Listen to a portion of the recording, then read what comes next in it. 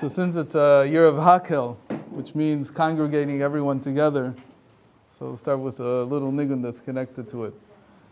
Hinei matoi v'manohim sheves achim gam yachad. Hinei matoi v'manohim sheves achim gam yachad. Ayayayay, ayayayam, ayam, ayam, ayam, ayam, ayam. Hey yam, ayam, ayam, ayam, ayam. Hey yam, ayam, ayam, ayam, ayam. Ayam, ayam, ayam, ayam, Idiyam, bayam, bayam, bayam, bam, bam. Idiyam, bayam, bayam, bayam, bam, bam. Idiyam, bayam, bayam, bayam, bam, bam. Idiyam, bayam, bayam, bayam, bam, bam. Hey ya, ya, ya, da, da, da, da, ya. Hey ya, da, da, hey ya, da, ya, da, da, da, ya, da, da, ya, da, da. Hey hinei matoi v'manohim sheves achim gam yachad. Hinei matoi v'manohim sheves achim gam yachad. Yada da da, yada da da, ya da ya da ya da da da. Ayam bayam badam bam ba. Ayam bayam bayam bam bam bam bam. Ayam bayam bayam bam bam bam bam. Idiyam bayam bayam bayam bam bam. Idiyam bayam bayam bayam bam bam. Idiyam bayam bayam bayam bam bayam bayam bayam bayam bam. Hey ya da ya da da da da ya da da ya da da. Hey ya da ya da da da da hi da da ya da da. Chaim, Chaim.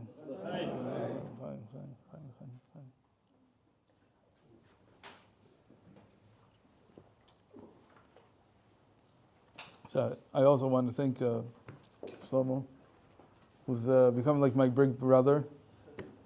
We're almost the same age, but, and the whole community here that is becoming like a community. I hope we're coming closer together, and have many more occasions to be together in good spirits and learning Torah and being together in a good state. L'chaim, l'chaim.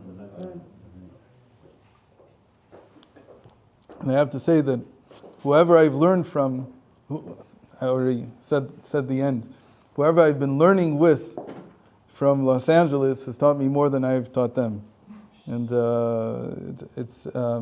I didn't know what I was getting into a few months ago when I started to agree to learn with some people.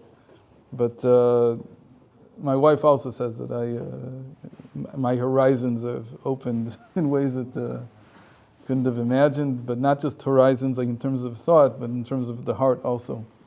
So, thank you very much. I came to Los Angeles first time 20 years ago with Rav Ginsburg, and I had never been here before, or at least my parents say I was here when I was like 6, but I don't remember it.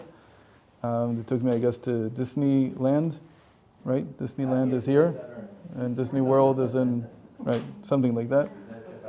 And so I don't remember any of it, but the moment that we landed here and landed with the Rav here, I immediately felt that, I told him that New York is like the central nervous system. Like 770 is like the central nervous system of the Jewish world, but all the innovations are here.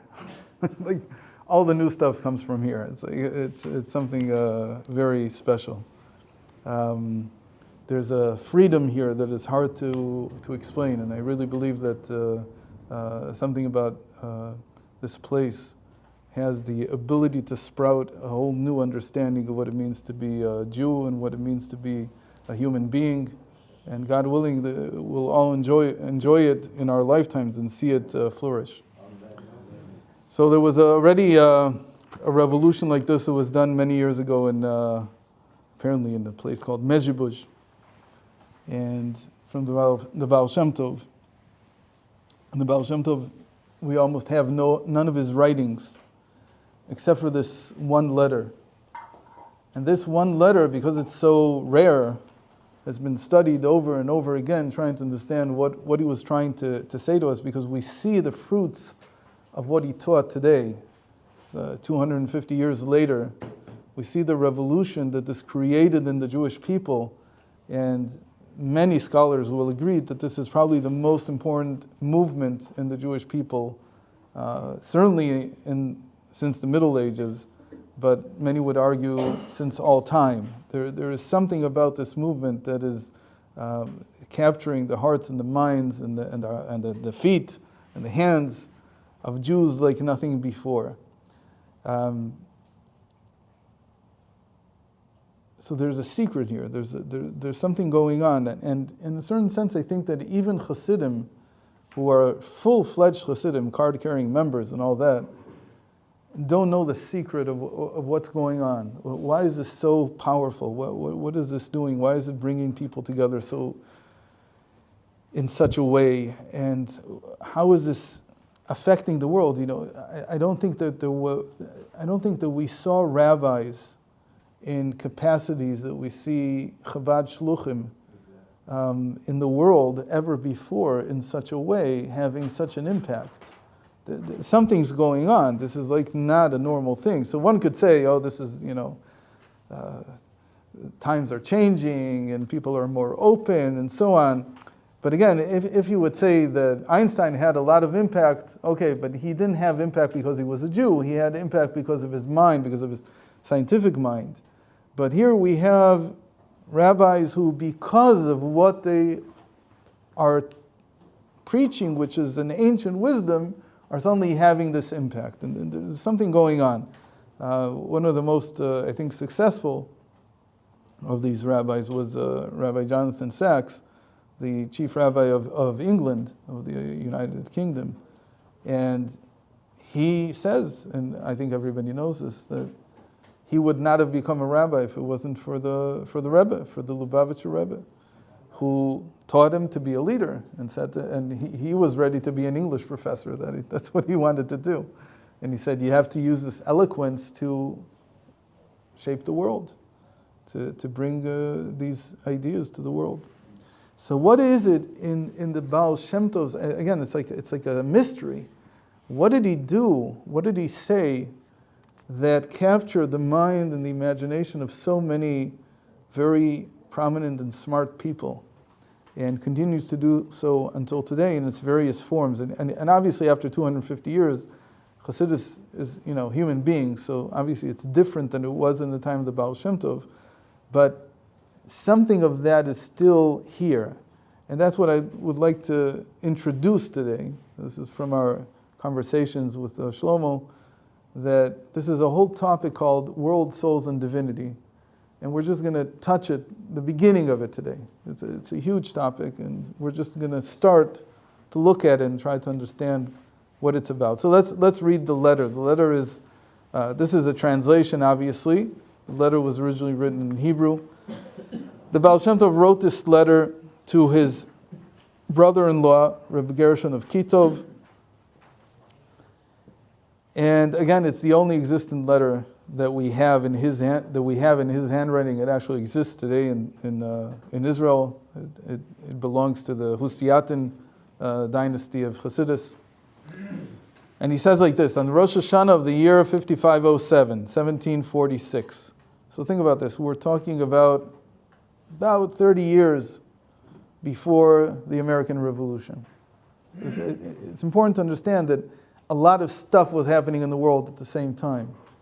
This wasn't just a single event.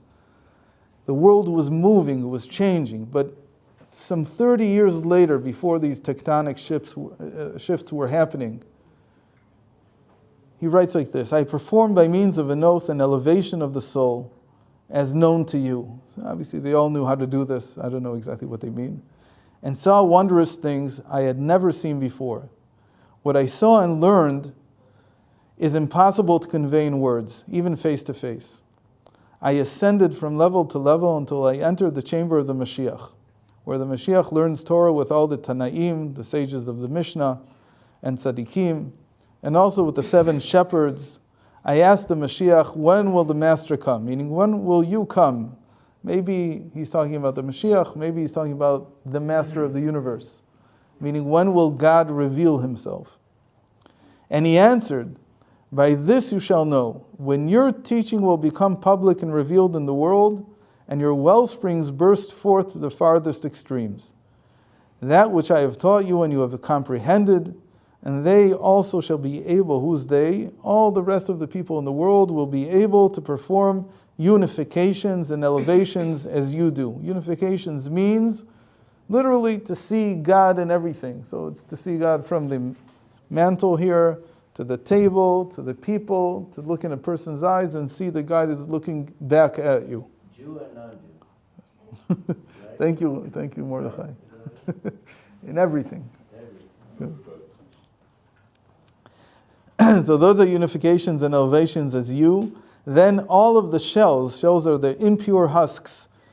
What clouds our vision, what doesn't allow us to see reality for what it really is, will cease to exist.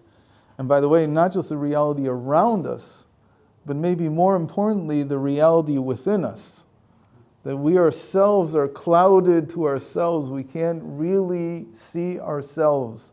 We have a certain image of what we are, but we're oblivious to what we really are. So these shells, they separate us from this true understanding, and there shall be a time of goodwill and salvation. So he said all these things he sees in his elevation of the soul. I stood in wonder, says the Valshimtov, in great distress. Why great distress? Right away he says this is wonderful, but it's very distressful because the length of time necessary for this. If I have to reach every single human being in the world, they didn't have TV and they didn't have YouTube. So how can I reach them? How can my teaching spread to such a degree that everybody in the world will understand how to do what I do? Which again is not so difficult, even the idea that you should be able to see godliness in everything, that was an idea that he didn't know. How could that possibly spread? All the more so, how could people remove these shells, these husks, this impurity from them, so that they could see the godliness, and not just talk about it, but actually see it? So that would be a big trick. So there would be a long time. But, he says, from what I learned there, 3 potent practices and 3 holy names, easy to learn and explain, my mind settled, and I thought that possibly by means of these, men of my nature will be able to achieve levels similar to mine. So he says that he taught me 3 holy names and 3 potent practices, but right away he says, he conditions it right away, and he says, men of my nature. You have to be like the Valshimtov to be able to use these things. So at first, he said, I felt better. Because I said, maybe, at least the people like me, they'll have something to go on. But I was not given permission all my life to reveal this, he says.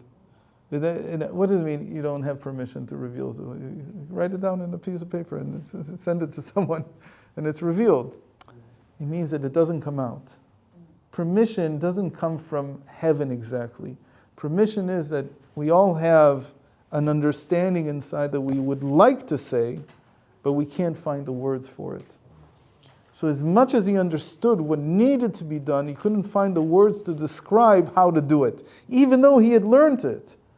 There's a lot of times, I can tell you, that before I came to Los Angeles, I told Shlomo, I think a few times, the last month I felt empty, completely empty. I have nothing to say, absolutely nothing. And so, what do you mean I have nothing to say? I've been hearing the greatest scholars for years. I have a tremendous amount to say, but sometimes you feel that the heart is not with the mouth, that the mouth cannot say what the heart feels. It says that is in Tanya it says that is the secret of exile. The true exile is that you can't express what you feel. Instead, you express all the wrong things. Everything comes out wrong. It doesn't come out the way you want. So he says, I wasn't given permission. I could never express it properly. I could never eloquently say it. But this I may inform you, and may God help you. So now he's writing again to his brother-in-law. Your way shall ever be in the presence of God, and never leave your consciousness in the time of your prayer and study. At least when you pray and you study, you should have consciousness of God. And how do you come to that? Every word of your lips, when you utter it, intend to unite, for in every letter there are worlds, souls, and divinity, and they ascend and connect and unify with each other, and afterwards the letters connect and unify to become a word, and then unify in true unification in divinity. So I don't know how much you can understand what this means. It's very cryptic. It's very hard to, what does he want? But apparently, this is instead of what is 3 potent practices and 3 holy names. This is instead of that. And it's supposed to be much easier. So is it easier? I don't know. It doesn't sound much easier. And all the worlds, include your soul with them in each and every state.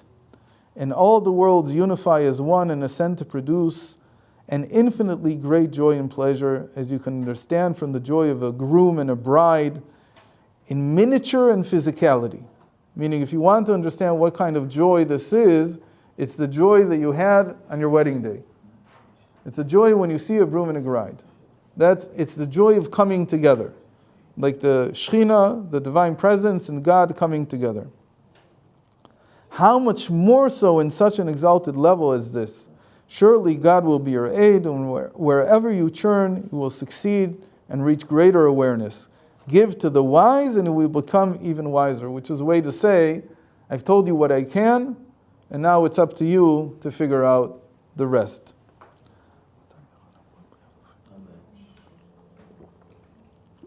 So now we have the daunting task of trying to understand what he means. What in the world does he mean?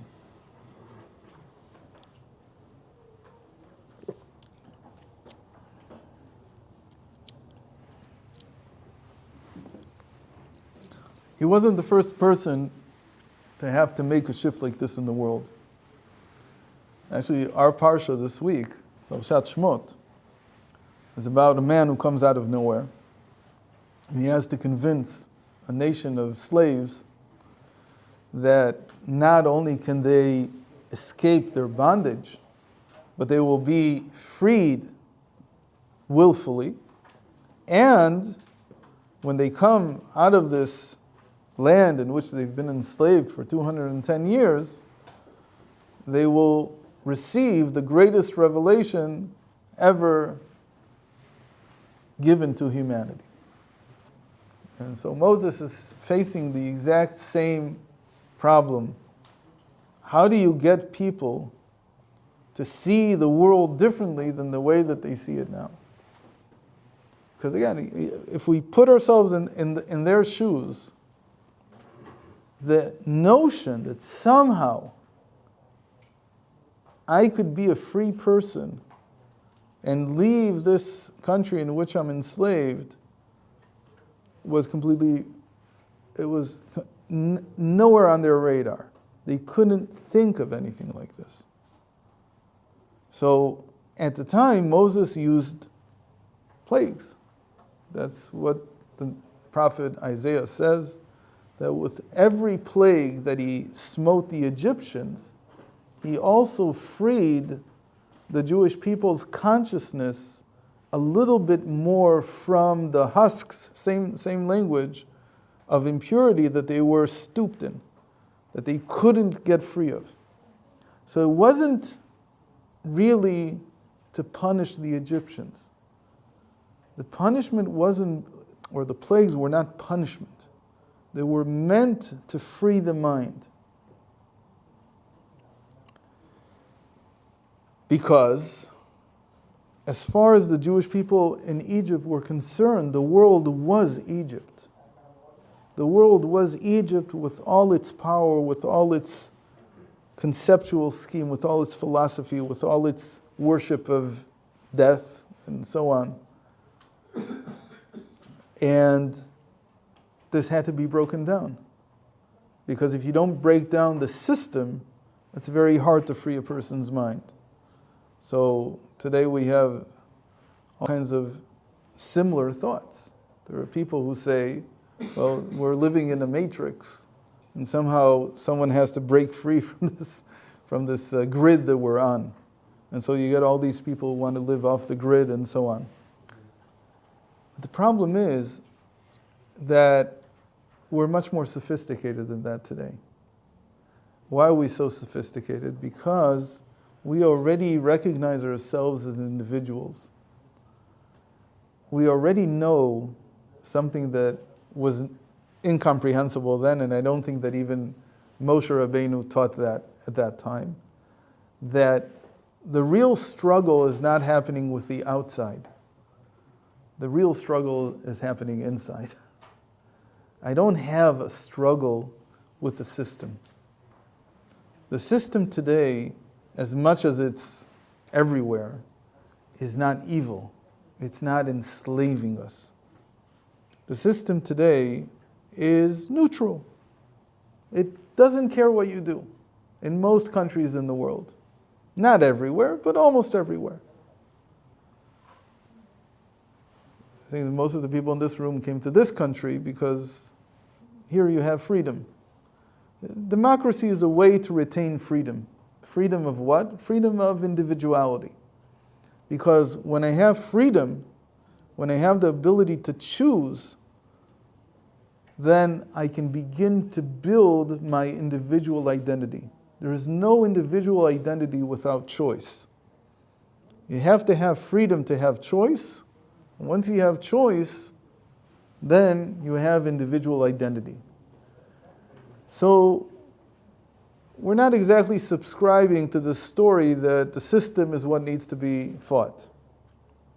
The problem really lies inside each one of us. And that's what the Valshimtov saw 250, 260 years ago. He saw that world, souls, and divinity in the end revolve around this one statement here that he says, include your soul with them. Whatever kind of work you do, you have to be included within it. You have to bring yourself into it. In fact, you have to see the world in such a way that your personal contribution is what will change it. That's really his enduring message. The world is changed in the way that now the actions of the one individual, the struggle each one of us has inside, is now a mirror of what used to be the entire cosmos. what used to be processes that required, again, this is basically what he's saying. What used to be a process that you would have thought that everyone has to do together, he's switching the language and he's saying it's up to each person individually. It's not to say that there isn't a society. It's not to say that there aren't things that change when there's enough, what we call critical mass of individuals that follow this path. There is. But it starts from the individual. He's placing the burden of rectifying the entire universe on the shoulders of each one of us. And when you think about that, that's an amazing thought. Exactly, in a certain sense, that's what Moses did also. What did Moses do? Moses said an amazing thing. He said, you know this world? God created it. Everybody believed that God created it. Guess what? This God who created everything cares what you do. He came to slaves who had no name and no meaning, and certainly no weight in the world. They could be expendable. And he said to them, God cares to the extent of this is the reason why he created the universe. If you rest from sundown on Friday until nightfall on Saturday, why would the creator of the universe care what I do? Now, you say this to a slave who has no individual sense of identity. And you say to them, you are the most important person in the universe. Why? Again, we have to go back in time, 3,300 years ago, in an empire that saw us as slaves, and comes Moses with a almost preposterous idea that God cares what you do. But he talked about actions. That's Moses' great prophecy, and that's why it stands till today. Because he told us the actions that God cares about.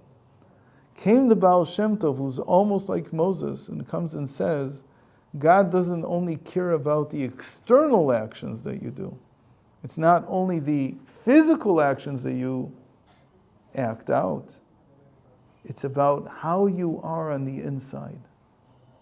How your state of mind is. How your psyche is. How your psychology or mental health is. The struggles inside, they reflect the struggles of the cosmos. This was the incredible revolution that the Valshimtov made. And so now, just to make it very short, because everybody's very tired already, just the moment that they hear that it's all up to me, everybody gets really tired. But that's not what it's meant to do. It's not meant to tell you that you have to fix it. It's one of the big mistakes that we have, that we think that we have to be perfect. It's not about being perfect. It's about understanding the meaning of what we're going through. Yesterday I said it, 2 days ago I said it using the word awareness, which in Hebrew is da'at. To have da'at is to have consciousness of what I'm going through in the right way is what changes everything. What I'm going to now explain, it doesn't mean that you're going to stop experiencing what you experience. It's just going to give it meaning. The moment that it has meaning, it carries a completely different weight in life. And you can begin to understand why this is so important. So says the Valshimtov there, now we're going to do it in short because, again, this is just an introduction to this huge topic. That there are world, souls, and divinity in everything that we say and do.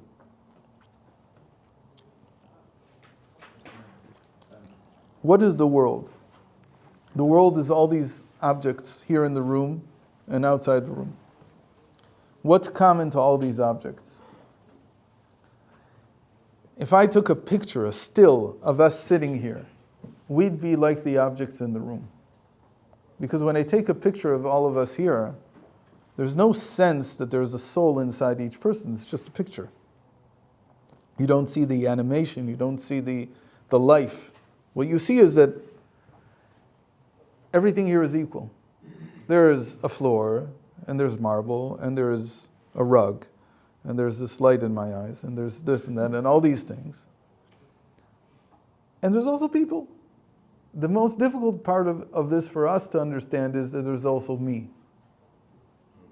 If we would take a picture here, I'd also be in the picture. Would I be central to the picture? Absolutely not. So why is it that we usually think of ourselves as the center of the universe? Because we don't see that picture. We don't see ourselves as just another piece of what God created.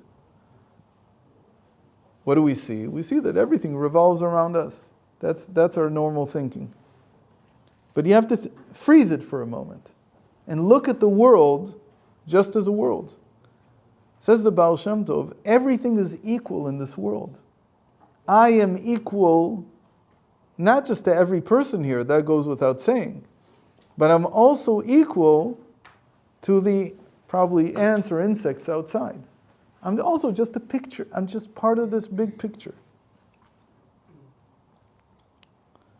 Worlds means to bring yourself, and let's see if it's here on the second page that I wrote, to know who I really am. What am I really? Just another creation. That's all I am.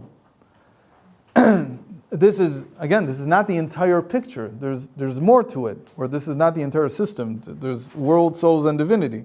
But the first level is that I first of all have to recognize that I'm no different than everything else here. When should I reflect on this? The secret is that every time that I feel that I can't become aware of godliness, that's when I need to reflect on this. Worlds, the word world in Hebrew, olam, means to conceal. So when godliness is concealed from me, when I feel like I'm run down, godliness concealed means I don't feel purpose in life. I don't feel like I'm going anywhere. I don't feel like there's, like I said, I feel empty. There's nothing here. When I feel that, the remedy is to feel that you're part of the world. Why is this? So says the Valshimtov, there's nothing wrong with you. It's not like you have to fix this. This is what used to be a process of rectification that happened outside is now happening within each one of us. There are different phases that we go through, and we don't bring those phases upon us. They're just part of what we're tasked to do. It's part of our job. So if I feel, there's a person who could feel for 70 years that he has nothing to say. His work is to feel part of the world. That's his job. To feel part of the world just means to be in a state of submission. Suffering. It's not suffering at all. No, suffering is if I can't accept where I am. If the ant wants to be a turtle, it's suffering. If a person, I look at myself and I say, oh, why am I not Einstein? Because that's not my job. I wasn't created for that. But it's not just all my 70 years together, or 80 or 90 or 100, whatever it is. It can be from moment to moment that I change. There are moments in which I feel that there's no energy. I'm low energy. So says the Valshimtov, you should be in a state of worlds. Worlds means you and everything else are the same. It's called submission. It's nothing special. But, he says, the nature of a human being is to want to fix, to want to not stay in that state, because I want to fix it. It's not just the awareness. I want to do something more. So he says, to know what you truly are, you have to meditate on what it means to be a world. What does it mean to be a world? What is the cutting-edge thought about the world? So if you're a Greek, ancient Greek, you're hopelessly lost in the past. So what do you think? That the world was created when?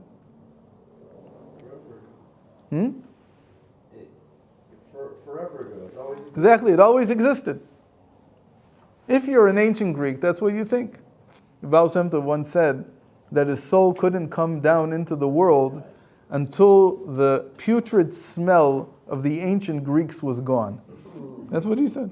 And he specifically pointed at that idea that the world always existed and it will always exist, which leads a person to have no sense of what's missing. Purpose. Not just purpose. Yeah. They had purpose. Right? Creation, creativity. If there's no creation, there's no creativity. It works together. So a conscious person suffers from that, though. What? A conscious person suffers. Of course. So that's suffering. That's suffering. If he thinks like the Greeks, he's in trouble. So he's a world, but his world is static. It's never going to go anywhere because it always was and always will be. And who cares what happens in the middle? But because he's unconscious spiritually, but a conscious spiritually person, he suffers from that idea. Right? So what does he need to do? So it says about Valshimtov, you have to move ahead. So the Torah says that the world was created. That's very good. That's already a good start. So it was created 6,000 years ago. That's very nice. But, okay, it was created 6,000 years ago. Since then, the creativity is gone. After 6,000 years, everything's been used up. So it says about Valshimtov, really, and there are verses that support this, that God is constantly recreating the world at every moment. If you truly understand, that's what the second part of the Tanya is about, the Gate of Unification. If you truly understand what it means that God makes the world, then you understand that it's not like making a table or making a chair. You can't just make it and leave it. Because he supports the existence of the matter out of which the world is created, he has to constantly recreate the matter. And because he has to constantly recreate the matter, he has to constantly recreate everything. Again, this is the husk that doesn't let us see this. What do we see? We think that everything is just static. We just see small changes. But the truth is that there was actually once a TV show, I don't remember when I was a child, that they had this time machine and they once got stuck in between times.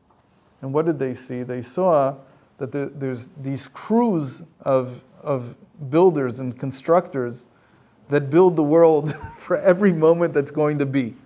So they save on materials, right? Because they say if somebody's not going to be in this room in the next second, we don't need to build that room, so it's not there, right? It's a good way of thinking of it. But Hashem doesn't have to save on material. He builds everything. It says about Valshimtov, this is the type of consciousness that you have to have in worlds. It's not just that everything is equal, that I'm just like everything else, but that everything is constantly being recreated. The world is ex nihilo, being recreated from nothing at every moment. The moment, if you can sense that, even if you just think it for a second, you move out of that state of having no creativity. Because if you can become one with that thought, you're immediately awakened. It's a way of awakening your creativity.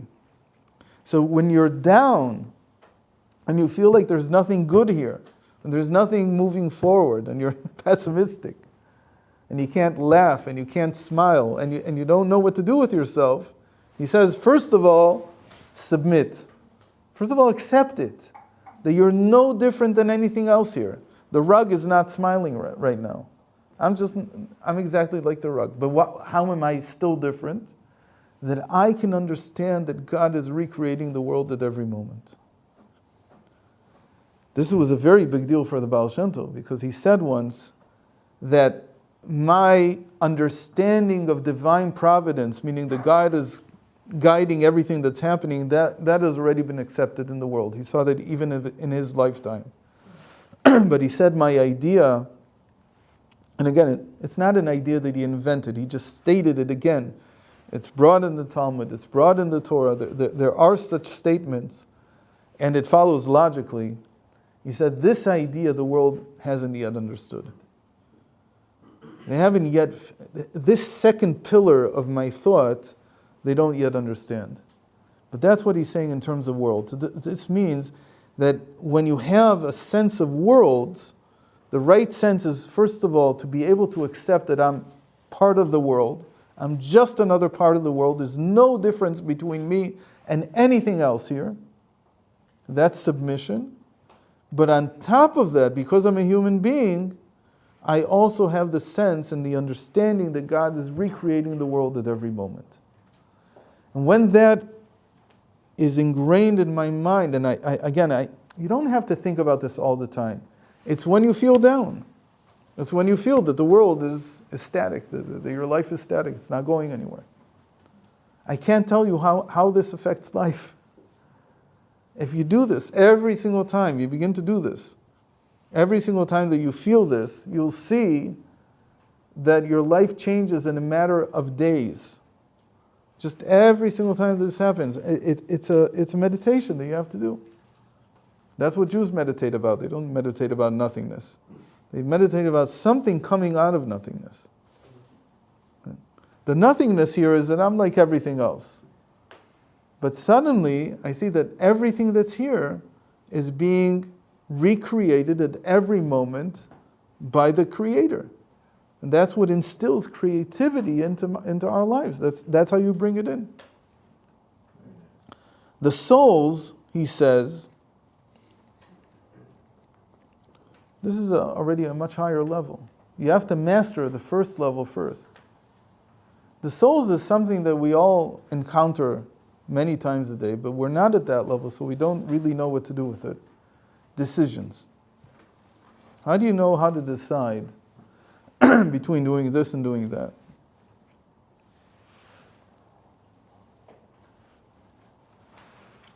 Well, everybody wants to do the right thing. You want to do something that will make things better. Now, how do you know what to do? So most people follow the path of least resistance. So they'll do the thing that comes easiest. Some people will follow the path of greater resistance. Well, let's say if it's a challenge, in fact, there's a lot of people who will tell you, if it's difficult for you, this is your tikkun. This is what you need to do. These single-dimensional answers, says the Valshimtov, they don't touch upon souls. Because souls, by definition, are way beyond the world. In the world, if you want to fix the leg of a table, so a carpenter knows what to do, or whoever knows it. There's a way to do it. But what if you want to fix yourself? What if you want to fix your child, your marriage, whatever it is? When you're dealing with people, how do you fix those? The Valshimtov's greatest innovation in this respect was that all souls are by nature paradoxical. There's no simple answer to these questions. In fact, the Tanya is predicated on a story in the Talmud.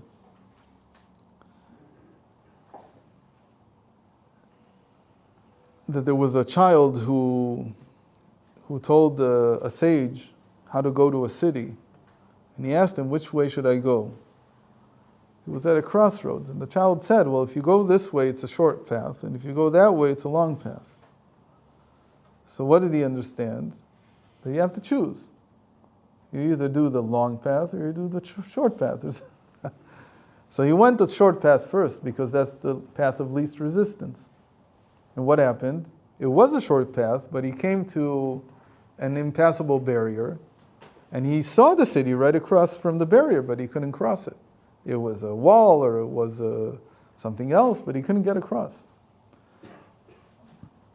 So then he went the long path. It seems that he went the long path. But really the Talmud doesn't say what happened.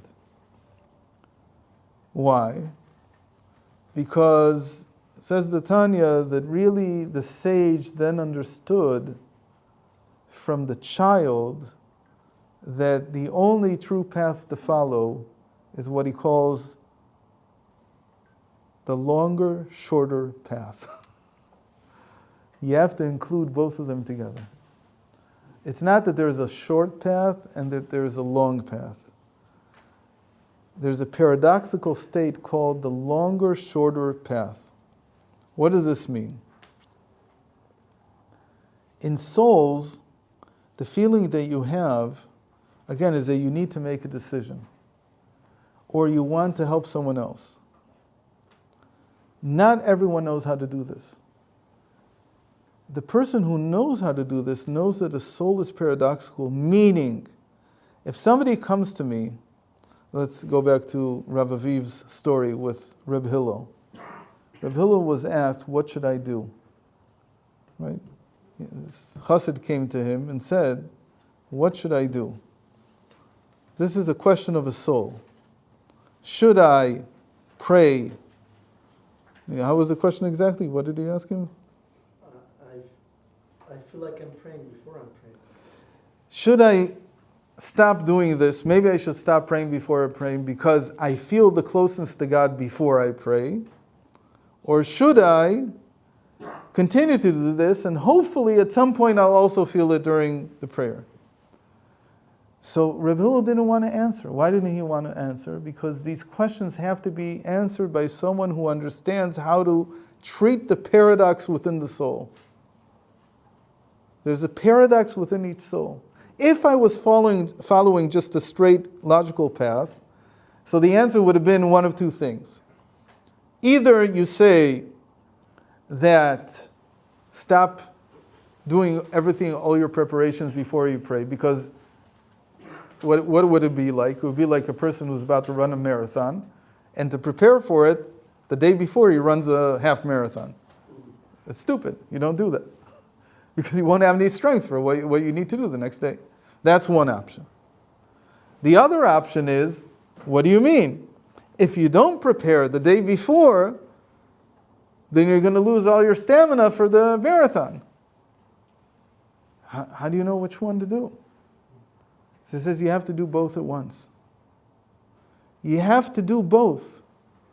And you have to be open to the fact that sometimes the elevation will happen in the preparation, and sometimes the elevation will happen while you're praying. But he didn't want to say this because what is he doing? He's got to give an answer which is not one-dimensional. Say it another way. That sometimes I have to chastise my child. I have to give him chinuch. But I don't. Why don't I? Why? Because to give real chastisement, to truly educate someone, you have to know the secret of how to rebuke them and love them at the same time. You have to know how to do this. Because otherwise, what are you doing? If you only rebuke them, you're drawing them away. If you only love them, you're not giving the rebuke that they need, the criticism that they need. So to really be a mechanech, to really be someone who educates, who understands souls, you have to be able to do both at once. And that is difficult. It's an art. It's not just an art. The Valshimtov goes so far as to say that only a tzaddik can do this. It's a paradox. Because it's a paradox. So what do you do? So how do you do this properly? So first of all, you have to know that you come to Hashem and you say, I don't know how to do this. You do it.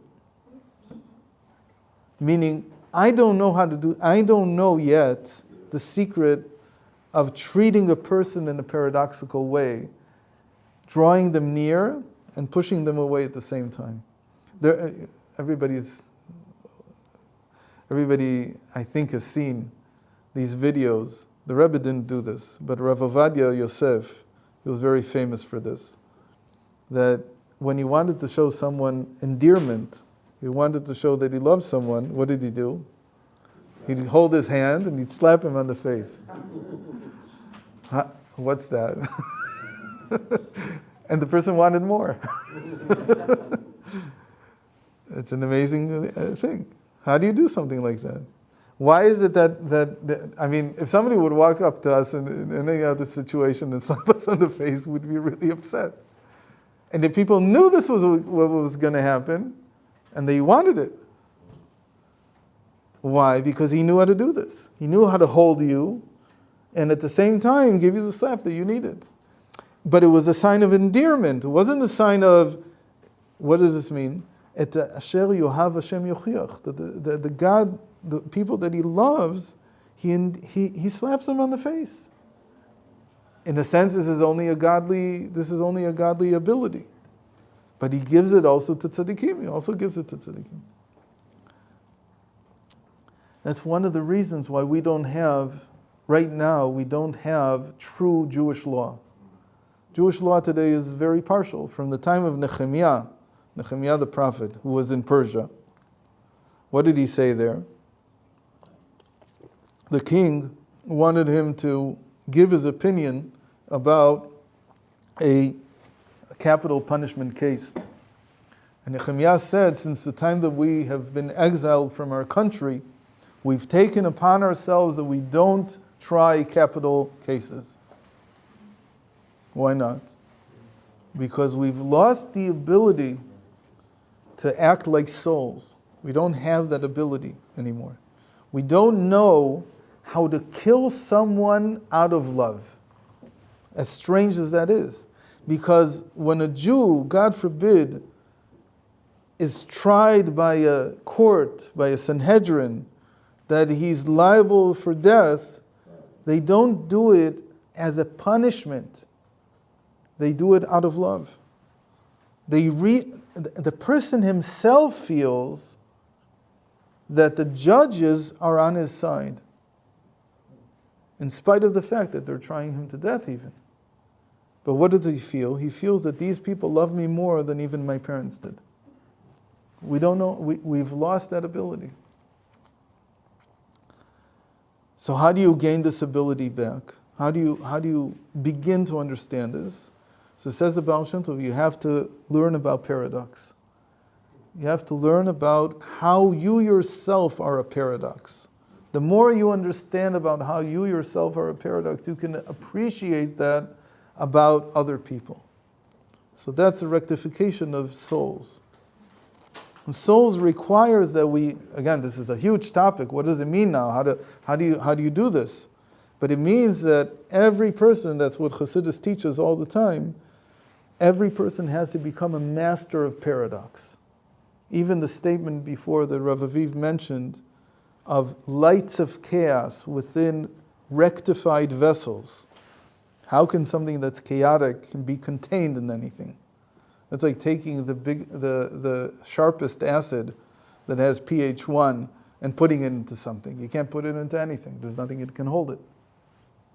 And yet that's exactly what we need to do.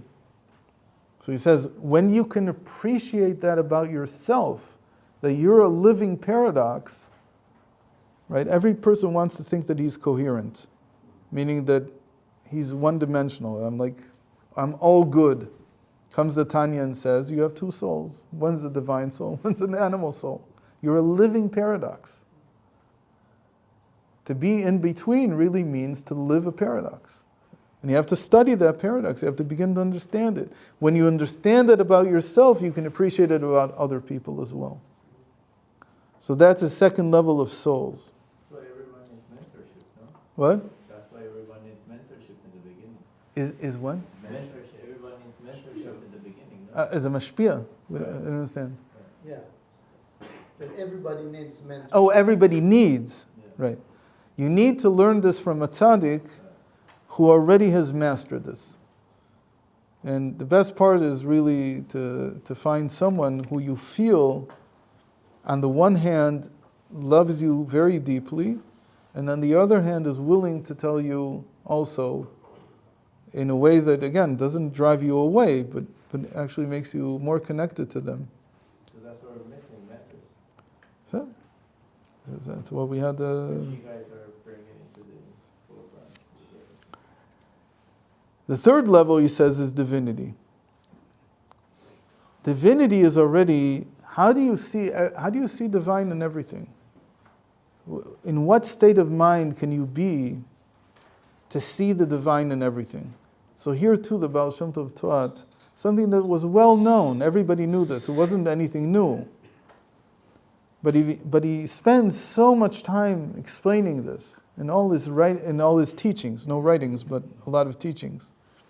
And Chassidus has certainly developed since then, I would say, mostly around this concept.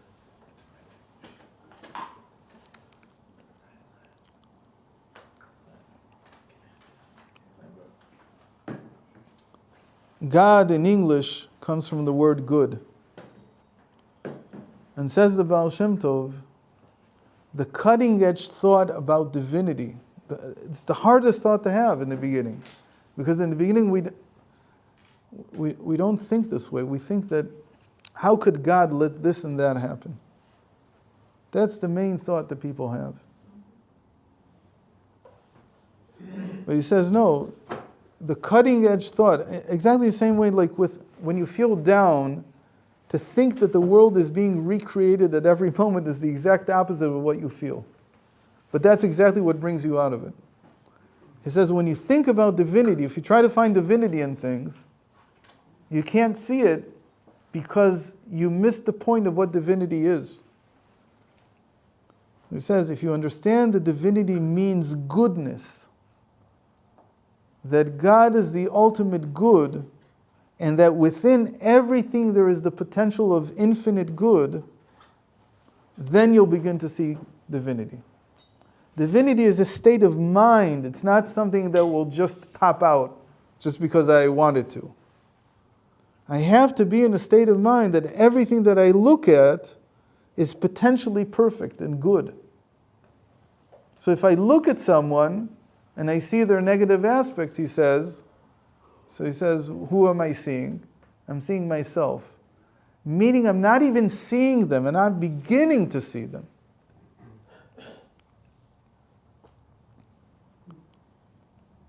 To begin to see, I'm not looking at the world even. I think I'm looking at the world. What am I looking at? I'm looking at a projection of myself.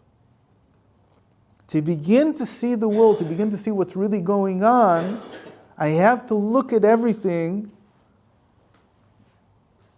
as something that has infinite potential for good. Everything. And so the Valshimtov has many, many, many teachings about this. One of them we just mentioned is, again, if you look at something and you see something negative, he says, again, it's explained in many, many ways, but the simple pshat is that you're not seeing the world, you're seeing yourself. You haven't opened your eyes yet. Why? Because to open the eyes means to begin to see the divinity in the world. But to see that, you have to, again, it says, if you feel that the world is against you, so it means that you're not seeing God. I say it in a different way. There's many stories about the Valshimtov when he was young. There's all kinds of variations on it. That he would spend a lot of time in the forest, and there were all kinds of wild animals and sorcerers and witches and all kinds of things. Really, in the end, probably a child's imagination. But the Valshimtov wasn't afraid to make this into a story about himself. And he said, I saw a terrible, terrible witch or a terrible, terrible sorcerer, and they created this and that. So today, any person who's an adult understands that this is a child's imagination. That's what it is. It's nothing more than that. Okay? What did he do? He cried out, there's only God. There's only God. What do you mean there's only God? I don't just mean there's only God. I mean, there's only goodness. The moment that he cried this out, he says everything disappeared. The lion. Lion, whatever, it doesn't matter what it is. A UFO, whatever it is. If I understand there's only God, and God is good, then suddenly I see the world for what it is. As all reflections and all manifestations of the goodness of Hashem. That's all there is. It's very difficult. This is the highest level. He says this is already seeing divinity. It's not just worlds and souls. This is the highest level. But what is he saying? He's saying whenever you have this challenge, you have to understand that now the entire world is sort of hinging on your decision. It used to be, like Moses said, that God cares about what you do. And that was it. Says the Valshimtov, it's not only what you do anymore. It's also how you are. The moment that you begin to understand that your state of mind matters, he says that's the way to bring the Mashiach. That's the way to bring the Geula. What does it mean? That it's individuality, but not the individuality that comes and says, I should just do whatever I want. So it's the individuality that takes responsibility for the state of my mind, understanding that when I take responsibility for the state of my mind, I'm taking responsibility for the state of the world. That's the essence of Chassidus in the end. That I have to understand that what I'm experiencing inside is a reflection of the cosmos. I am my brother's keeper. In this case, also gives us the not being victims. exactly. You're way ahead of us. He's always ahead. Yeah. I just learned now that your name is Sharam. So. But there is a lot of bad is happening right now. Right? So it says about Valshimtov, if that's what you're seeing, again, he saw sorcerers and he saw magicians and he saw people running after him. And he said that the moment that I changed the way that I think about it, it disappeared. To think that evil has an autonomous existence, he says that's the root of evil. The moment that again, I'm not saying this is easy. I'm saying this is the highest level already. This is like Valshimtov level. But to begin to even understand, even to hear this now, I just heard this so many years ago. I don't know that I can do this. But I know that that's where I want to go. So I know that there is such a thing. When a person has this state of mind, he can perform miracles. Those are all the miracles that he performed. He didn't perform any of the miracles. God performed them. But he became one with the goodness of God, and so the goodness came out. Even in difficult situations, the goodness would come out. So I understand that this is leaving it really as just an opening, just a beginning. But I said this is a huge topic. Each one of these we could talk about now for 2-3 classes. Each one of these ideas, there's a lot to say about them. But the first one, at least, we're going to talk about on Sunday. What the submission means. And how life changes the moment that you're able and willing to do the submission the right way. And to know who you truly are. Because really most of us are not at the level of the Valshimtov.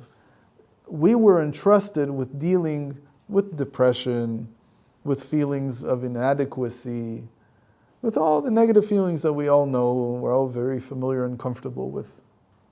So for most of us, really the first level is what we need to master. And a lot of what we'll talk about on Sunday is exactly that. How do you master this level, the first level? Afterwards, God willing, we'll have many more times in Los Angeles and other places.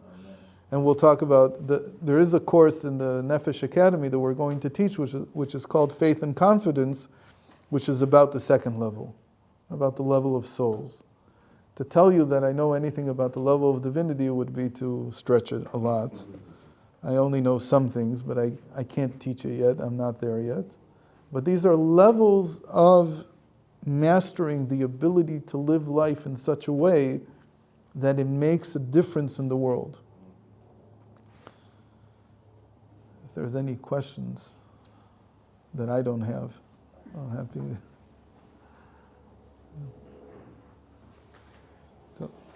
Provided a beautiful glimpse Yeah, it's a of glimpse. what's to come. It's a glimmer.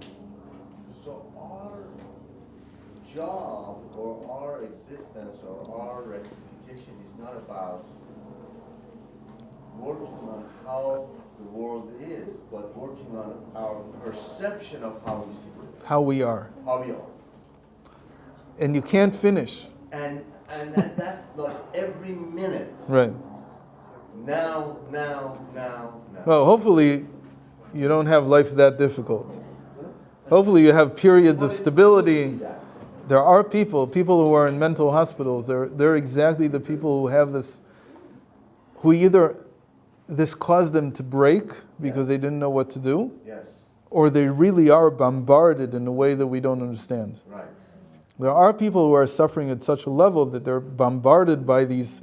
So suffering that Mordechai mentioned is our perception of how the world shows up. Right. Otherwise, the world itself inherently has no bad or good or suffering or anything. Not only that, the world inherently is good. Yes, and then we go to the point of realizing that God created the world for us. Thank you. Chaim l'chaim. Back to your 10 plague comment. That My what? 10 plague comment. That each plague had to Yeah. rectify, Had to break a husk of Right. Egypt. So let's say, for example, just out of 10 plagues, what frogs, what rectified in the slave's brain? So the first 3 plagues have to do with the god of Egypt. Which is blood. No, with the Nile. The Nile. With blood. The blood and the frogs were from the Nile itself. It was to break the Nile itself. Okay. But then what really hit them was the lice. When they reached the lice, they said, our conception of God doesn't go that far. Why? Because water doesn't become that. You can never get such a small drop of water. That's really when you think about their God. Why is lice something that they couldn't deal with? Because they were looking at water as some kind of God. They were looking at the Nile as a God. And so liquid is always much more, how should I say, more voluminous. But that's the perception of the Egyptians. Right. What about for the Jews? But they were subscribing to that perception. So God had to break that perception in them because they didn't suffer from the lice. So they said, oh, this is something that's controlled by a higher power. They had to break out of those conceptions that the Egyptians had. So essentially, Valshimtov is saying, go reach out to the Goyim and fix their perception, right? Why? Because it's not the Olam. He's saying, first of all, our perception. Our perception. I'll say it in a different way for you. Right. When you change your perception, they will flock to you. Our own. Huh? Right, I understand. Yeah, we have You don't have to go to them. If you have to go to them, Right. that's probably not the right way. Because we don't go to preach. But when there's a righteous convert, someone who is potentially, if I begin to see goodness in everything, then all the righteous converts will flock to me. Everybody who has potential will feel that I see them in the right light. But I can do that in a room locked away from society. Right? You have to go out. Right, so You have to go out. But when you're going out, what are you? I'm thinking about Hashem. I'm thinking about the goodness of the world. And then they come to you and you say, I see that there's something different about you. What do you know that I don't know? So the need for centers to put ourselves out. Again, The product. they'll come to you. You don't have to go to them. Make the center, they'll come. It's like if you build it, they'll come. But you don't have to go out to them. Right, exactly. Okay? Yeah, that's what I'm saying. We need centers. Right now, we don't have centers. You have Chabad We centers. just need to be centered ourselves. Yeah, there you go. So I was just wondering, So there seems to be like a good photography kind of metaphor that in In a still shot. the still shot. So you have in worlds everything is equal. You have in divinity you see the infinite potential in everything for the good. So I was wondering, souls, what would be the level of souls in the still shot type of, like seeing everything? No, a still shot cannot capture paradox. Definitely not divinity. Okay, The still shot is only good for worlds. it's only good for worlds. Yeah, it doesn't carry over. Okay, so what would be the way to look at everything in the level of souls? Again, you have to think about a picture like this of a tzaddik who draws you close to him and at the same time hits you. It's a paradoxical state. It's not something that can be captured in a picture. This is so fascinating. The second law, this is where Peter O'Toole said. Well, I didn't hear. It's, there was a movie, Peter O'Toole said, the professor of science, said, science will reach a point, and once he reaches that pinnacle, he will see that God has been sitting there alone. This is really fascinating what we were saying, and how we can ground ourselves, kind of tame our worries by understanding that God is creating the world all the time, which goes to the second law of thermodynamics, that everything is in constant. Rabbi, you have questions here. The second law of thermodynamics, and because of that, God is working on that all the time. And if we are an iota part of that if we are an iota part of that infinity, and part of that iota of that infinity is still infinity. We have such power to make a change, calm ourselves down. It's really wonderful. So you're giving the explanation for why the Valshimtov felt the way he felt, because he had uncovered the infinity everywhere. Yeah, you're saying God is everywhere. Exactly. That's the paradox of the soul. You're exactly there. Now you just have to learn how to be an educator. How do you use that at the same time that I have? Every teacher has to feel that I have infinite power, and it's humbling. How do you get there? Rav Ginsburg once told us a long time ago. He had a song that I don't know if Aviv is here. He composes music. He has over 500 melodies that he's composed. Nigunim. Rabbi, we have questions. So one of them was a song for the army, and he said that you have to shoot with compassion. And he said, I don't know of anyone who can do it. But really, if a Jewish army was really a Jewish army, then that would be how we would have to act. He says it's impossible. From people who are at war, that it's impossible to be in that state, because when you're at war, you're surviving. So you don't think like that. He says, really, if we could teach that, there would be no more wars. Because the enemy would right away feel the compassion. They wouldn't feel just the hatred that comes out in war. It's true, in war, hatred comes out. Yeah. So, in this physical world, when you are confronted by hatred, do you respond to it in kind, or do you respond to it with the concept that you have to address it as a paradox and respond to it with love, even though all you're getting is hate? So it's not so simple. If you respond just in love, so the other person doesn't understand that there's a real person in front of them. You can't be a pushover. The exact point of a paradox is that on the one hand, I'm not a pushover, but I really do love you. If I can get that across, then the situation will resolve much better than it will if I'm either just completely against you or just a pushover. That's the difficulty. How do you get that state in which you have both of them going on at the same time. You know, in movies, they do a pretty good job of doing it. They have these gentle giants, gentle heroes, who have incredible strength, but they're very compassionate. And so you see a lot of things being resolved just because of that. They try to do that, but the problem is to really actually get a person who can actually do that. It's not so simple. There was somebody said the question. Mention the website. What? Register for Sunday. www.benefesh.org.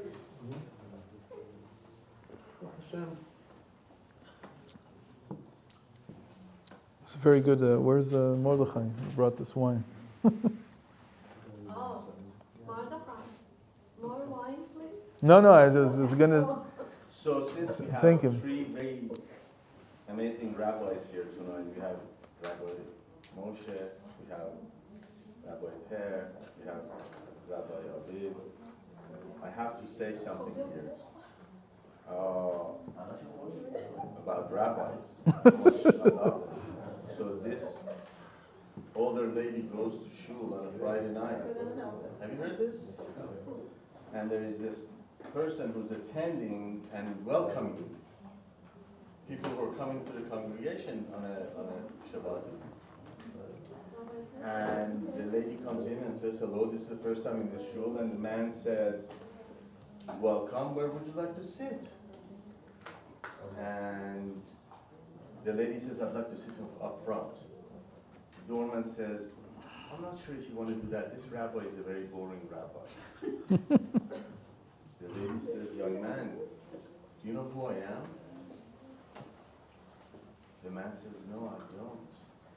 She says, I'm the rabbi's mother. The man says, madam, do you know who I am? Lady says, no. The man says, Baruch Hashem.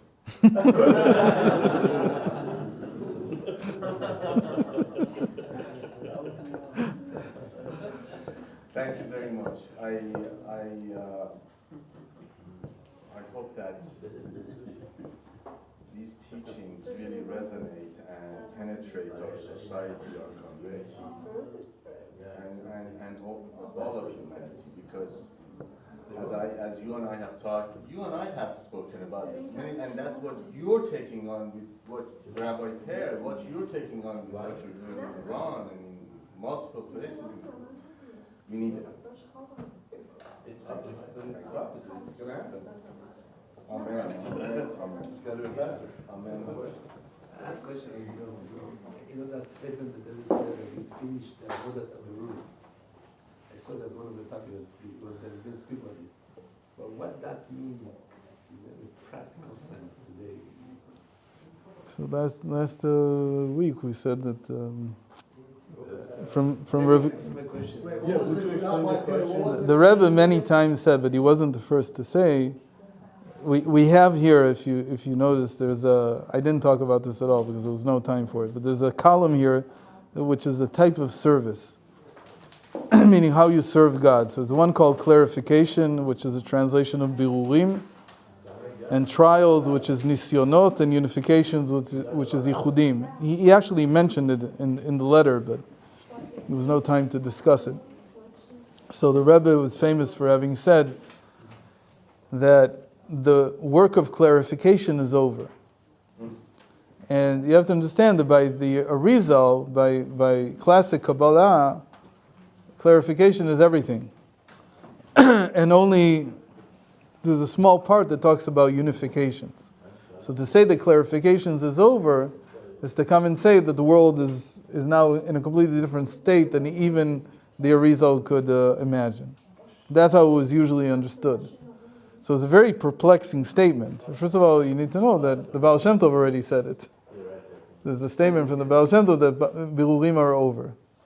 So the simple explanation was, and I've heard this many times from Rabbi Ginsburg, is that yes, the Rapach Nitzotzin, the 288 sparks of holiness, have already been elevated, but now there's a new 288. It's like this birurim are over, and now there's something new. in this letter he says, what he's saying is that it's not about clarification at all, it's about unification now.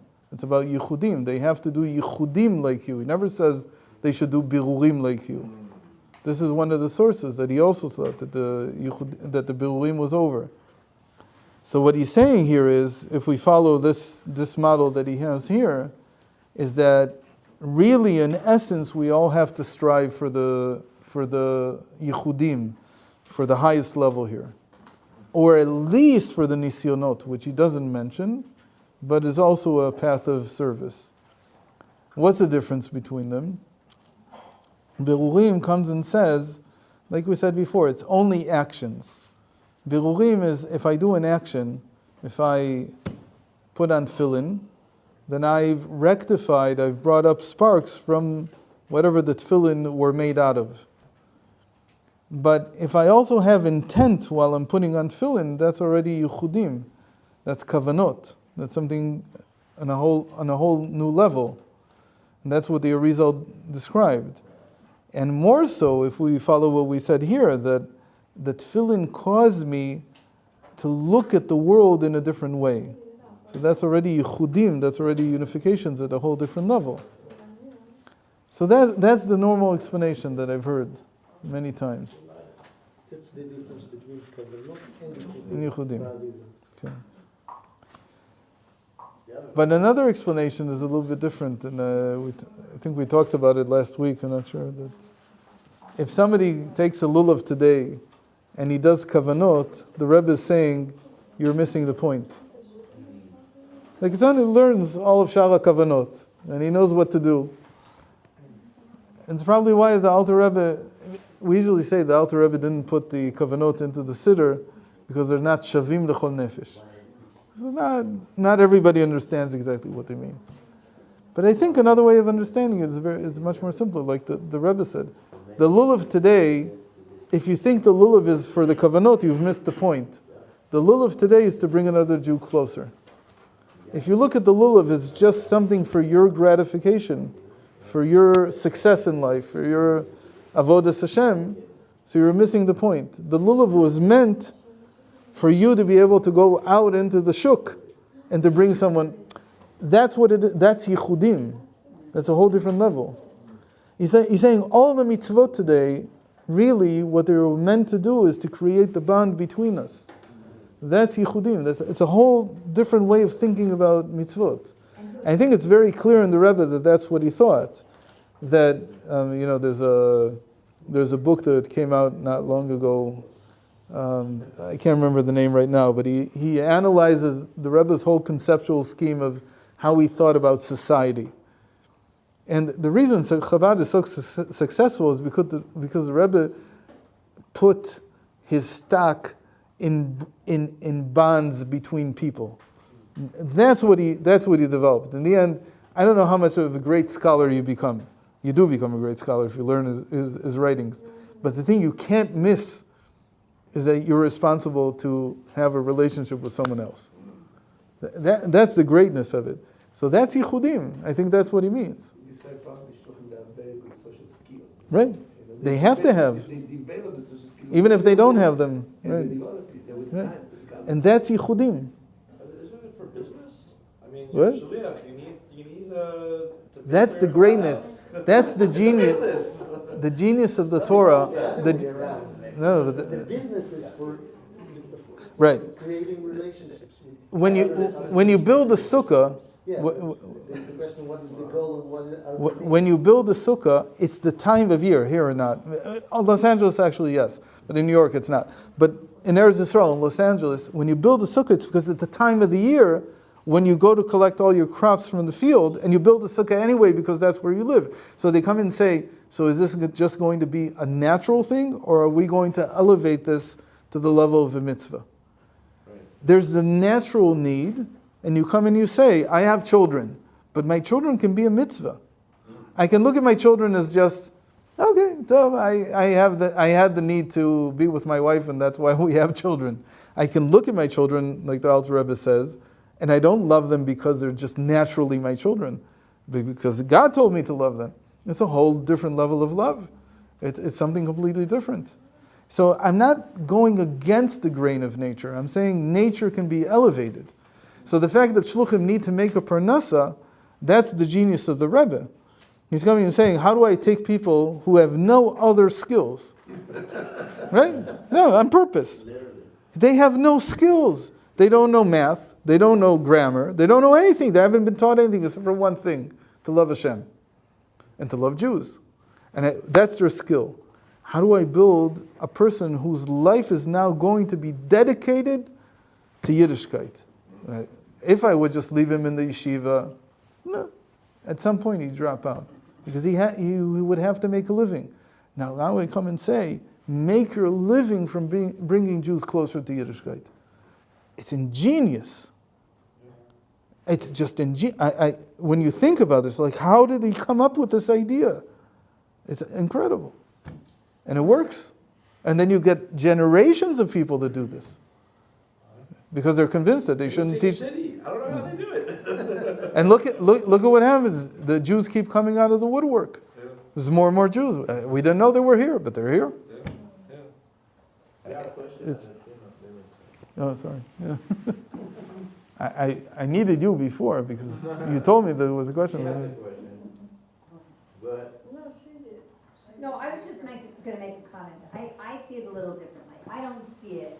I see that the Rebbe brought out in each person their skill base. And their skill base, maybe you're more in the practical world and I'm female, I'm not so in the practical world. But I don't see that. I don't see that. That's called switching trading places. The Rebbe's intention. I think the Rebbe's intention was to bring the skills that are hidden within people out into the world and to make this connection because of their love of Hashem. And a byproduct is that is how they live in the world. But I have to say I don't really feel that.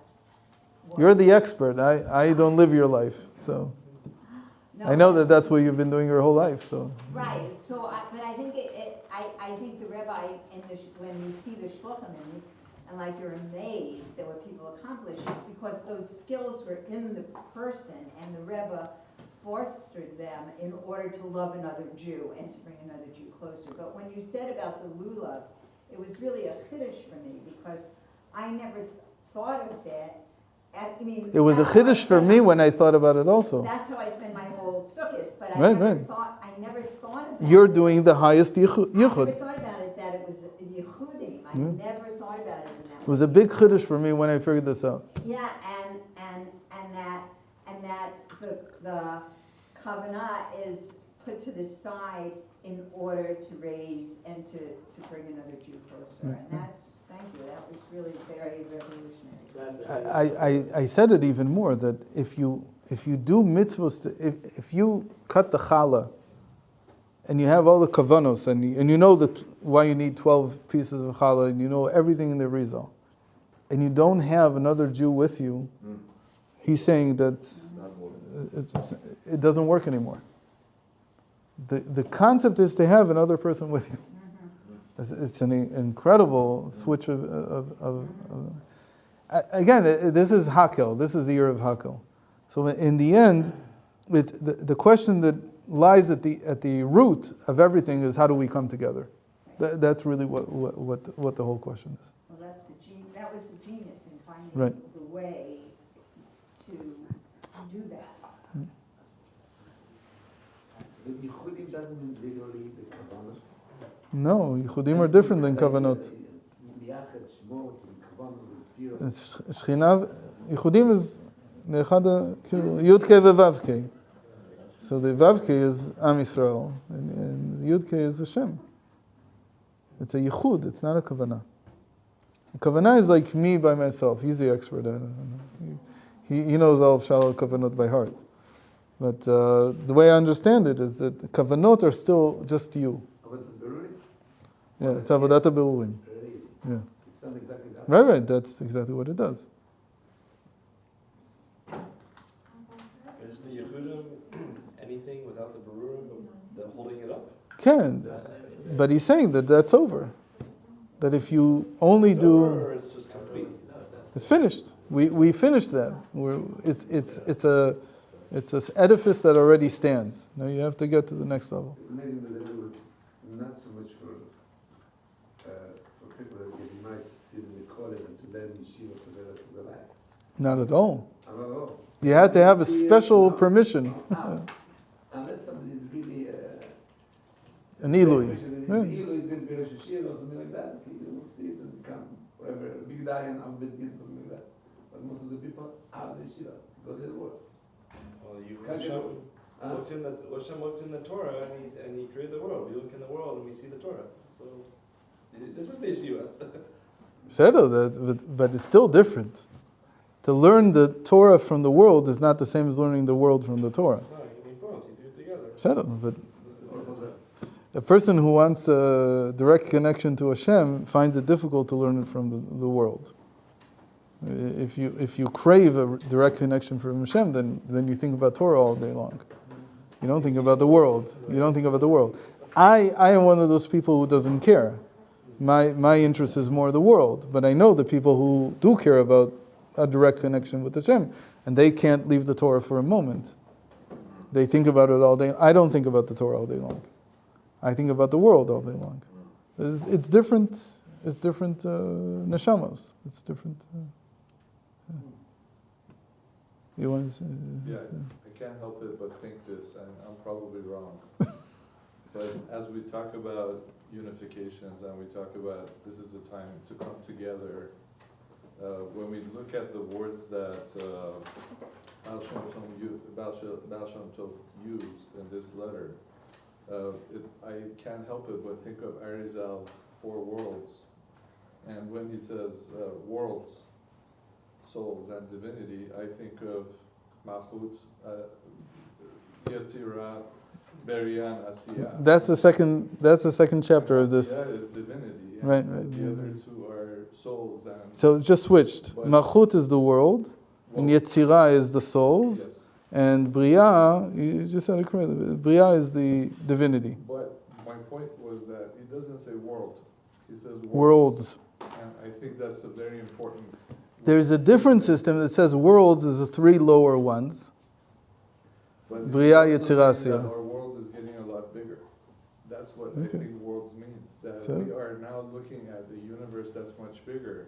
Right. And the process of unification is not just about our neighborhood or our village or our planet. I have to explain what you just said because I think that people didn't understand fully. People think that the universe was always 13 billion years big. It's not. It became 13 billion years wide about 150 years ago. No, it's not a joke. The human perception creates what of the world can be revealed. The world really is infinite. Everything is infinite because Hashem is infinite. But in terms of what our consciousness is ready for, that's what Hashem shows us. It's I remember that when I was in the university in Hebrew U, I had a rabbi, his name was Rabbi Fruman, and I was studying, Menachem Fruman. He was considered a crazy rabbi. In any case, I was studying history and philosophy of science. So I came to him and I said to him one day, look, I really think they have it wrong. They keep thinking that we've been discovering what there is. And I keep thinking that we've been creating what there is.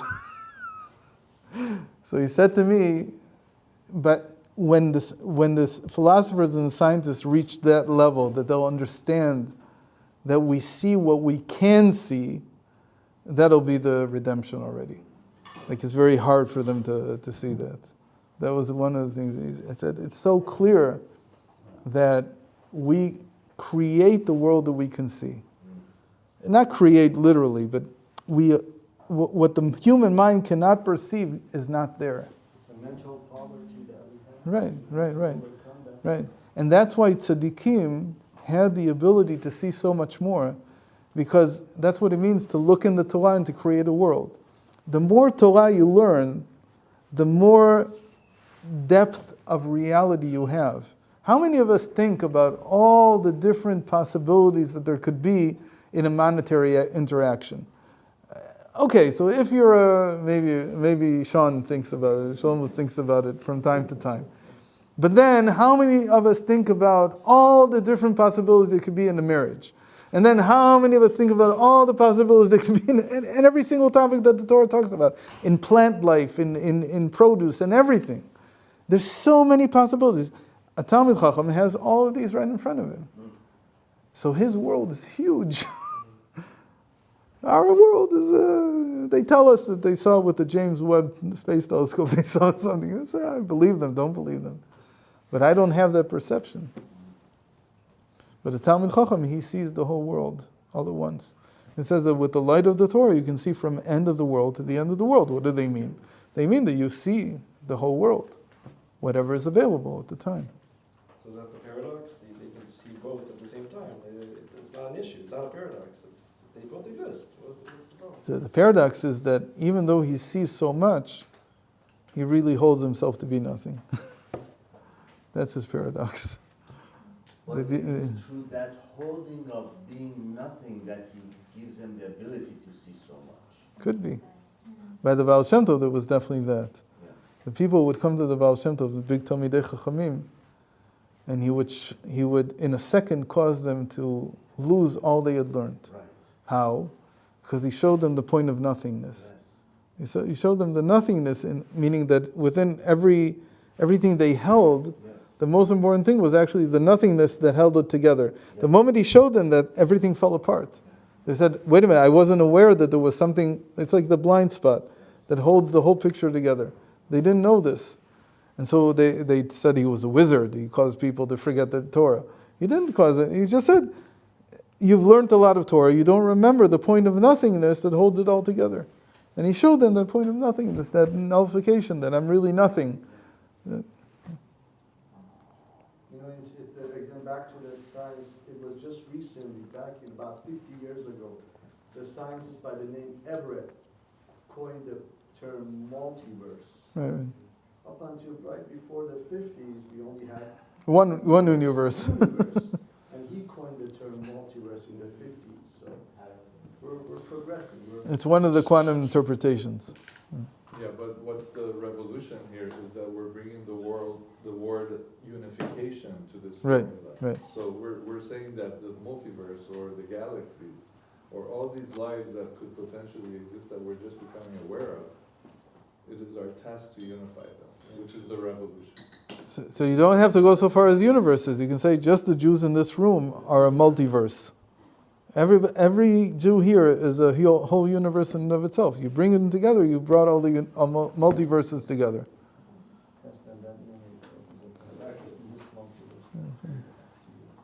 Chaim v'chaim.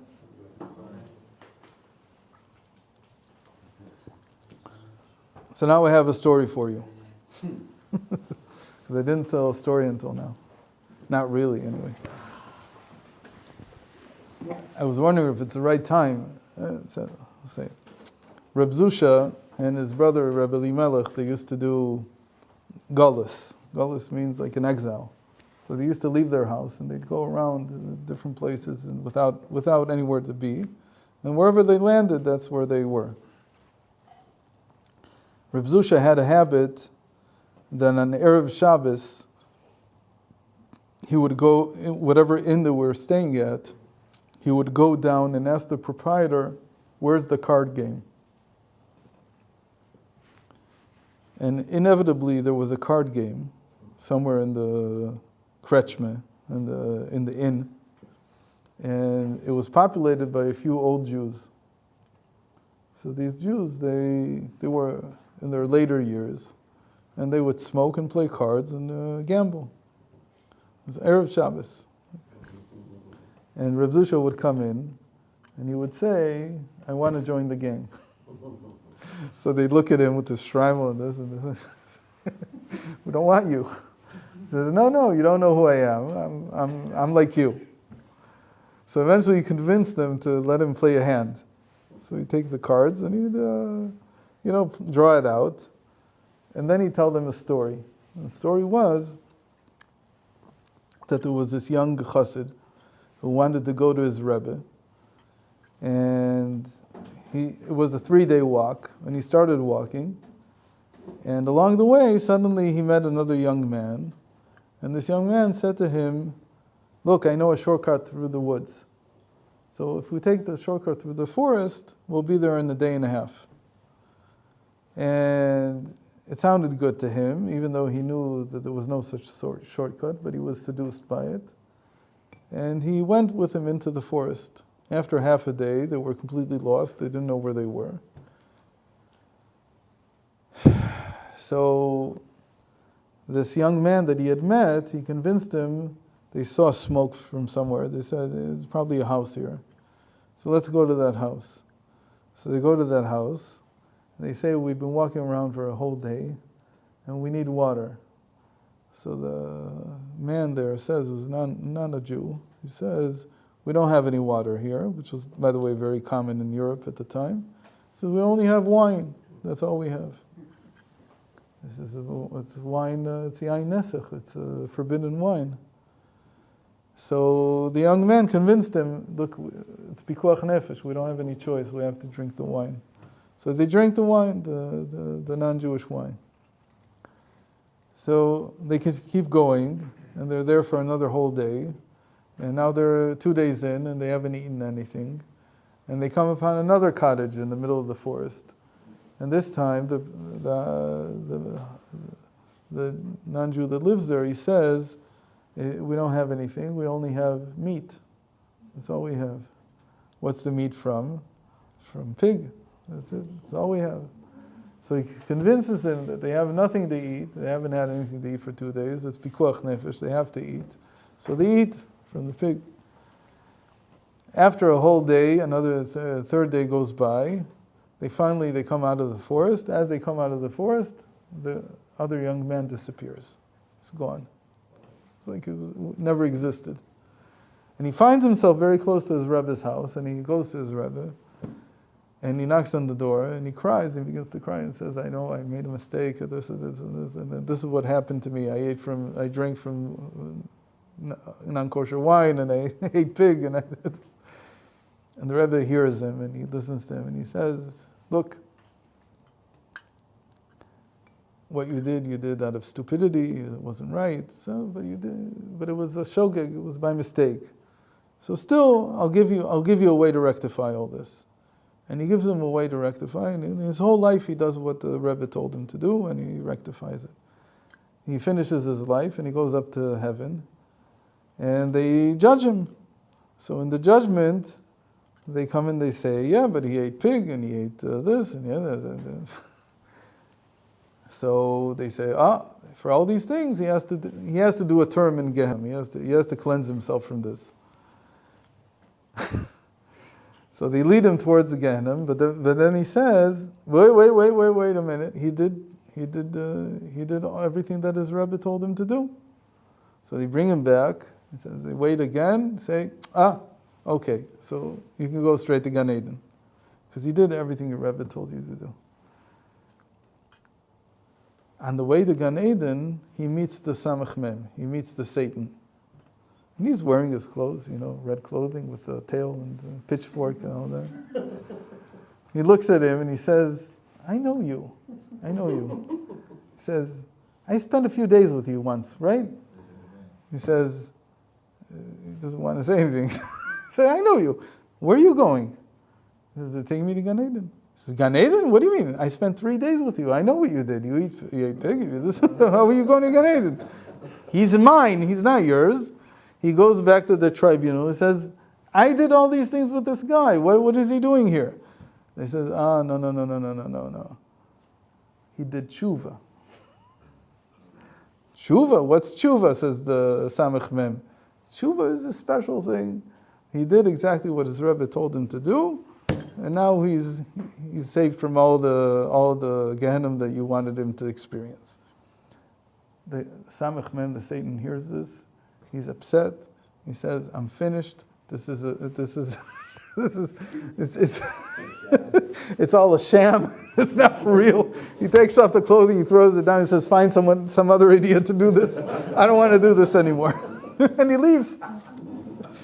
A few years later, he walks around heaven, and he sees someone else dressed in the same suit that he used to wear. And he looks at him, he says, what an idiot. He says, what? What did you say? He says, you're an idiot. He says, why am I an idiot? He says, because you don't understand. You're going to spend days upon days on these people, and in the end, they're going to do something called tshuva, and there's nothing, you're left with nothing. Everything you did was nothing. So he says, I'm way more advanced than you. You made the mistake of doing it with young people. I only do it with old people. They don't have time to do tshuva. So what's the story? Why am I telling you the story, apart from the fact that it's... So Reb Zusha told it to the... So the Reb... Oh, yeah, I forgot. We're in the middle of Reb Zusha. So Reb Zusha is telling this story to the old geezers who are playing cards on Shabbos and smoking.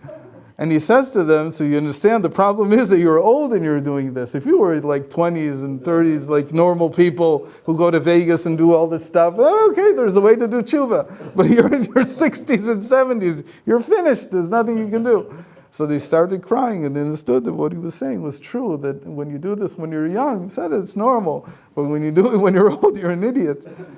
So he said then, but don't worry, there's still tshuva.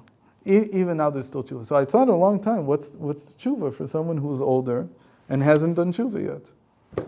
So what do you do? So what's the answer? So the only answer I could come up with is you have to make sure that the young people do tshuva. That if you make someone else who's young do tshuva, it's like you made tshuva yourself when you were young. That's the same idea. So it's something to think about. What? Make a story. Go to the Rebbe, he will give you tshuva. Connect to the Rebbe. So, in line, following this story, in line with what with what you shared tonight about what Valshimtov, his letter, and also the structure that we are studying here.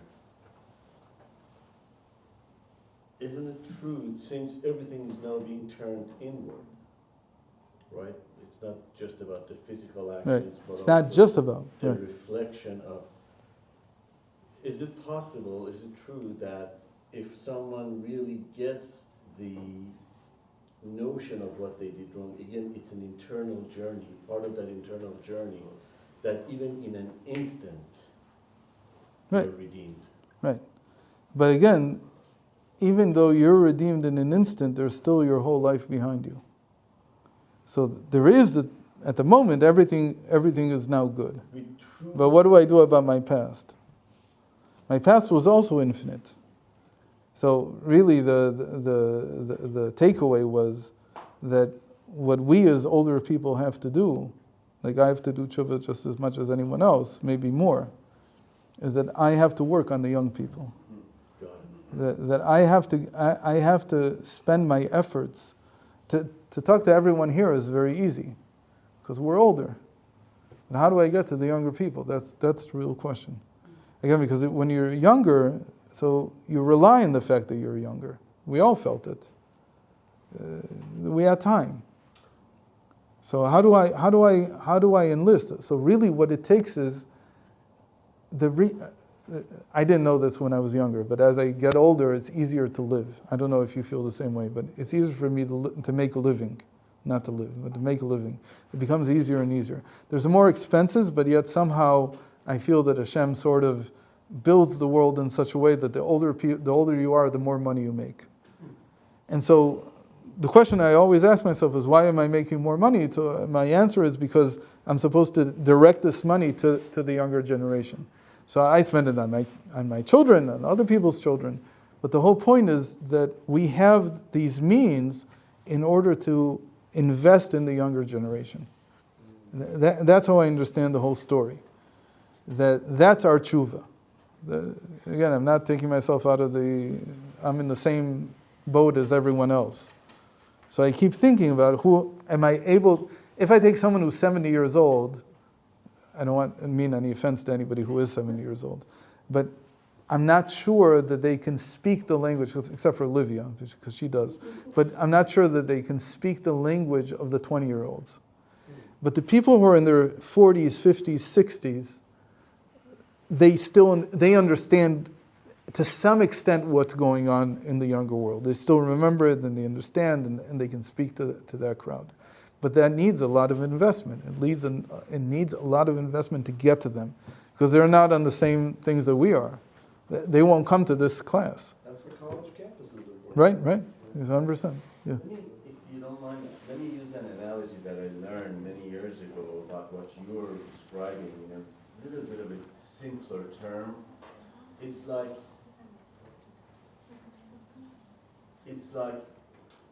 when we see snow, we see snow. Snowflakes are snowflakes. And we really just see snow falling.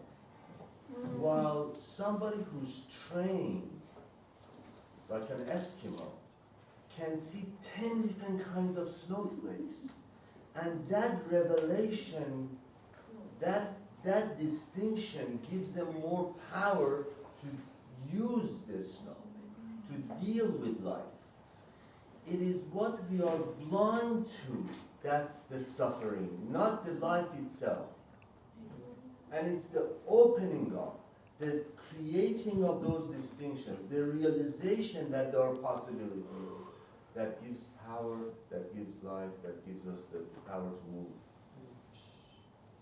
No? Okay. Torah. So it's really to bring Torah to young people. Like the thing that we're going to talk about on Sunday, the thing that inspired me a lot was about 12 years ago, Rabbi Ginsburg said something that I was afraid to say to myself. And then he said it, and I felt a lot easier saying it to myself. If I would have known those things that I'll talk about on Sunday when I was 18, my life would have been completely different. Rabbi, we all say that. No, now what I know if today. I had met you 23, 40 years ago, my life would have been So then the question becomes, how do we get 18-year-olds to hear this? Exactly. The knowledge is one thing, but the delivery. Right. It's our problem. Right. We have to find the right people to deliver it. These messages are beautiful, and we're able to relate to because we have so much. We build something throughout the year, but they don't have it. And to speak with them in this kind of language, I'm trying to, but Bezrat Hashem, you'll be on Sunday and you'll tell me if it's only the delivery or if it's also the message. Because I feel, in a certain sense, that what we'll talk about on Sunday is something that I haven't heard anywhere else. As much as I've heard. I mean, in the end, I know that that's what the Rebbe said, but I didn't hear it that way. And so maybe it is also not just the delivery, but the content itself. It's not Maybe. the delivery and it's not the content. No one wants to know anything unless they have a question. You have to get them to. But people have a question because young people are in a state of suffering and searching, at least searching, not suffering and searching. Yeah. So you have to know what their questions are. You have to help them to use their line of questioning to somehow get the Torah that they're looking for, like opening a sefer and like, oh wow, there's answers here. But when you tell it to them straight, they don't want to hear it. They have to discover it. They have to discover it. We like to hear it because we've struggled. You know, oh, there is an answer. They haven't struggled enough. I actually think they are saying something different. It's not there, it's like enrolling them in seeing it. I think what I got out of Rabbi was, when I studied a little bit of his life and he enrolled people into his life and into Torah. And we talked about business, we talked about here tonight about everything. Even in the world of business, it's really about bringing people in. Right? Bringing people in. It's not necessarily just, it's really letting them see, enrolling them into this concept of Torah, Chassidus, and the beauty of it, and how all is great. And that's a job. So the question, for younger people. The question is it Yes, possible?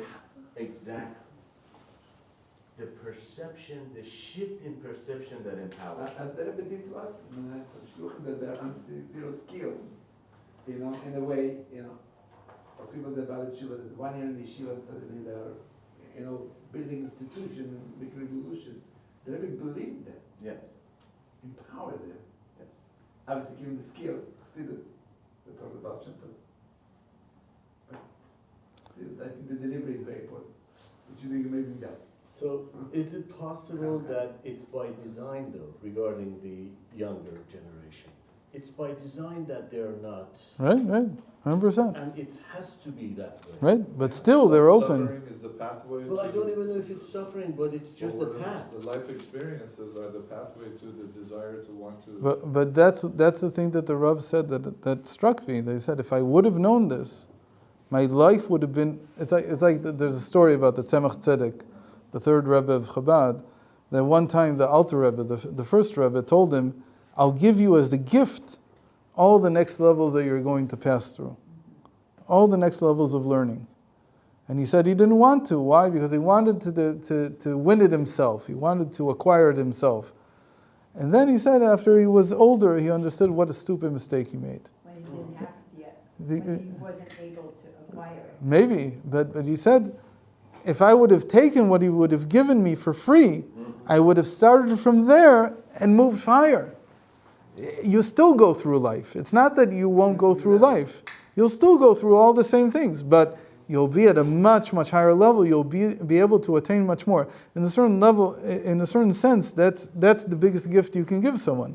They're still going to have to experience life. You can't get away from it. You can't run away from the difficulties. They're still going to be there. But you're at a whole different level of understanding them. You're at a whole different level of experiencing them. In my simple opinion, as opposed to other religions which bring the youth in with submission or with repentance or very quick answers or quick submission, I think our religion for the 18-year-olds can do very well with beauty and awe. Right? When we bring them awe, Right? they will understand that they belong to something much bigger. So I wanted to, this is a good point for me to mention that there's wonders here, which as its name implies, it's meant to give beauty and awe. It's meant to give a sense of wonder in the world. Oh, this thing. So we changed the whole format now. Well, and we made it very, very colorful. And I'm very happy with it. And the next one, which hopefully we'll get next week, Ve'era, is reddish, and it's about the 10 plagues, 3 different ways of seeing them. And from now on, I hope that this will be the format. So I think that right now we're distributing 3,500 copies, but we could easily get to 10,000. It's just a question of funds. Is that also available in email format? Yeah, of course. So we can subscribe to Yeah, so of course. We don't have to have the, okay, that's the way. But it's much better, Yeah, I think. get that. Sometimes they don't come till the next week. Don't tell me that. I don't want to hear that. We switched printers now again. Yeah, I didn't get this week's yet. You didn't get it yet? No. And Are you serious? A few weeks, yeah. It was sent Monday, I did no, not- Tuesday a week ago. I did not get it this week. I got last week's, but I didn't get it. Okay, don't tell me this. Well, thank you so much. Okay, if there's Thank you for anything else coming. you need before Sunday, let me Yeah, know. keep these guys here. What? What are you're doing so much. What are you asking me to? I'm not more? doing, I didn't do anything. I didn't even make them a cup of coffee. Okay, yeah, the big boys, they can make cups I of know. coffee. Fine. But their problem is finding a place to stay. And then that's, Well, no, it's always welcome. no, really, it's Always above and beyond.